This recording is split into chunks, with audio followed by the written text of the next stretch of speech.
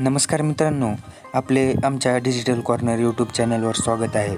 मित्रांनो, महाराष्ट्रात शिंदे फडणवीस सरकारने पावसाळी अधिवेशनादरम्यान महत्त्वपूर्ण योजना आणली आहे. अर्थसंकल्पात राज्य सरकारने महिलांसाठी मुख्यमंत्री माझी लाडकी बहीण योजना या योजनेची घोषणा केली. लाडकी बहीण योजनेअंतर्गत अल्प उत्पन्न गटातील 21 ते 65 वयोगटाच्या महिलांना आर्थिक मदत मिळणार आहे. या वयोगटातील महिलांना दर महिन्याला 1500 रुपये मिळणार असल्याचे राज्य सरकारने घोषित केले आहे. या योजनेच्या घोषणेनंतर राज्यभरातील महिलांनी फॉर्म भरण्यासाठी गर्दी केलेली पाहायला मिळत आहे. दरम्यान मंत्री आदिती तटकरे यांनी लाडकी बहीण योजनेबाबत महत्त्वपूर्ण आवाहन केले आहे. लाडकी बहीण योजनेबाबत मोठी अपडेट. आदिती तटकरे यांचे महत्त्वपूर्ण आवाहन. लाडकी बहीण योजनेत आता ॲपसोबत ऑनलाईन पोर्टलवर फॉर्म भरता येणार आहे. याशिवाय ऑफलाईन सुविधाही सुरू आहे. इतर कुठल्याही योजनांवर नकारात्मक पडसाद या योजनेवर उमटणार नाहीत, असे आवाहन मंत्री आदिती तटकरे यांनी केले आहे. माझी लाडकी बहीण ही महत्त्वाकांक्षी योजना राज्य सरकारने घोषित केली आहे. काल त्यात काही बदल करण्यात आलेले आहेत.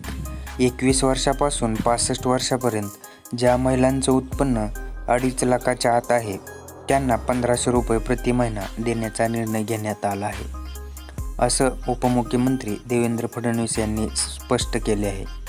आता किती तारखेपर्यंत भरता येणार माझी लाडकी बहीण योजनेचा अर्ज? 31 ऑगस्टपर्यंत करता येणार या योजनेचा अर्ज. मुख्यमंत्री माझी लाडकी बहीण योजनेसाठी अर्ज करण्याची मुदत 31 ऑगस्टपर्यंत वाढविण्याचा निर्णय मुख्यमंत्री एकनाथ शिंदे यांच्या अध्यक्षतेखाली झालेल्या बैठकीत हा निर्णय घेण्यात आलेला होता. 31 ऑगस्टपर्यंत अर्ज करणाऱ्या महिलांना 1 जुलैपासून लाभ देण्यात येईल. असं महत्त्वपूर्ण निर्णय घेतानाच योजना सुलभ आणि सुटसुटीतपणे राबविण्याचे निर्देशही मुख्यमंत्री एकनाथ शिंदे यांनी दिले होते.